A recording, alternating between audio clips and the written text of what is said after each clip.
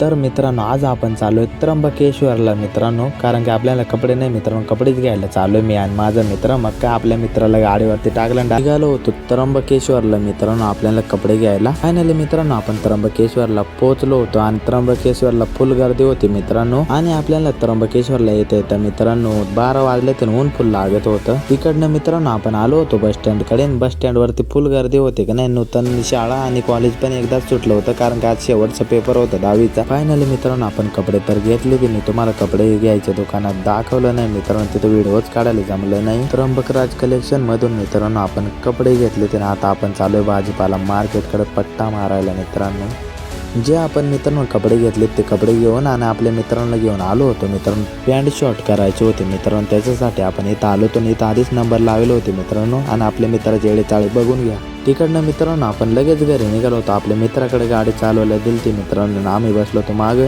आपला मित्र पण भेटला होता, तो पण 10वीला होता ना. आज लास्टचा पेपर होता, त्याच्यामुळे त्याला पण गाडीवरती टाकून आणलं. तर मित्रांनो आता आपण चाललोय घरी. तर मित्रांनो आपला ब्लॉग आवडला असेल तर प्लीज लाईक कमेंट शेअर नक्की करा. आणि आपल्या चॅनलवरती नवीन असेल तर प्लीज सबस्क्राईब करून घ्या. तर मग चला भेटू नेक्स्ट ब्लॉग मध्ये.